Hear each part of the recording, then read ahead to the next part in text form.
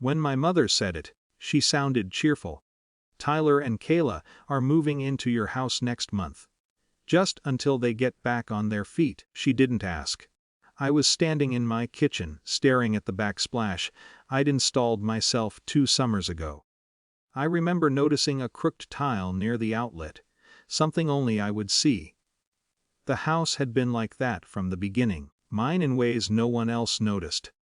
"I'm sorry," I said. "They'll take the 2 guest rooms. You won't even feel them there. It makes the most sense. You have the space. It makes the most sense." That phrase had followed me most of my life. When Tyler needed help with a security deposit. When Kayla's hours were cut and they just needed a soft landing. When holidays rotated permanently to my place, because I had the dining room that could seat 8, I was the reliable one. The stable one. The one who had it together. Which meant I was the one with room. "They'll be here by the 1st, she continued. "You can clear out the office." The office. The room I'd turned into a small consulting workspace after years of working overtime to afford this house. The room that paid the mortgage. I didn't argue. Not then. I said I had to get back to work and hung up. For a long time I stood in the quiet. It wasn't anger that came first. It was something closer to recognition. Like hearing a song you've heard too many times and realizing you already know every note. Tyler had moved back home twice in his 20s. When he and Kayla first started dating, my parents covered half their rent for a year. I'd congratulated them when they finally found stability. Stability that seemed to evaporate every 18 months. I had never asked for help, not because I didn't need it, but because I knew the answer would be different for me. Strong people don't need soft landings. That evening, I opened my laptop and searched for real estate agents. The market was strong, I knew that. Houses on my block were selling within weeks. I had equity, more than I'd realized. The realtor walked through 3 days later. She complimented the kitchen, the flooring, the way the light fell across the living room in the afternoon. "You've taken good care of it," she said. I nodded. That was the point. When my mother called again to discuss where Tyler would park his truck, I told her, calmly, "I won't be here next month." A pause. Then a soft laugh. "Don't be dramatic." "I'm not. You wouldn't sell your house over this." I didn't correct her. I just said I had another call coming in. The listing went live on a Thursday. By Sunday evening, I had 3 offers above asking. I signed the paperwork Monday afternoon in a small office that smelled like coffee and toner ink. The escrow officer slid documents toward me with efficient professionalism. I initialed, signed, verified my ID. When the final page was stamped and the attorney said, "Congratulations. The transfer will record tomorrow morning," something inside me steadied. Ownership is a quiet kind of power. So is the decision to relinquish it. The funds hit my account the next day.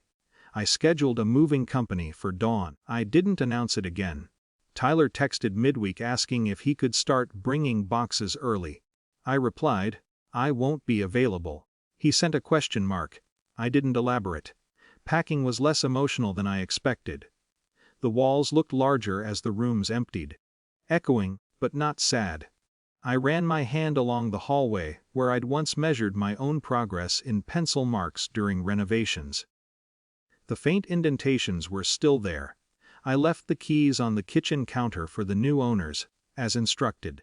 The moving truck pulled away just after sunrise.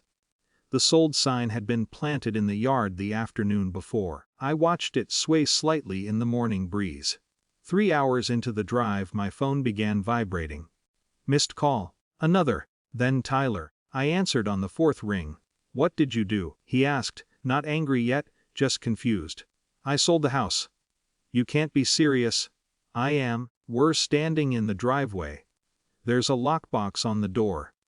I pictured them there, my parents' car parked behind Tyler's truck, Kayla holding a box labeled KITHEN in black marker.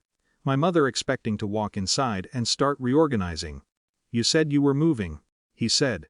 "I thought you meant for the weekend or something." I said I wouldn't be here. Silence stretched between us. Not dramatic. Just heavy. "Where are we supposed to go?" he asked. It wasn't an accusation. It was habit. The assumption that I would have an answer. "I don't know," I said. "But it won't be my house." He exhaled sharply. I could hear my mother's voice in the background, muffled and rising. "This is unbelievable," he muttered. Maybe. But what felt unbelievable to me was how unsurprised I was by their shock. After I hung up, my mother called. I let it go to voicemail. Her message wasn't furious, it was wounded. "You didn't even discuss this with us," she said. That part almost made me laugh. I had discussed my life with them for years. My schedule. My availability. My spare rooms.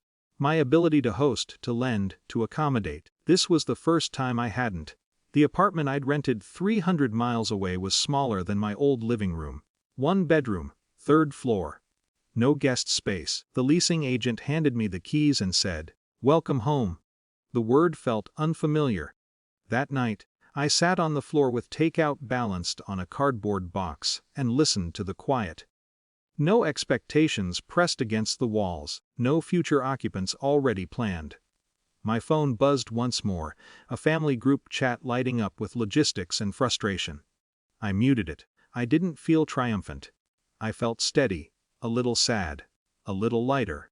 They would figure something out, they always had, just not through me. Choosing independence isn't loud.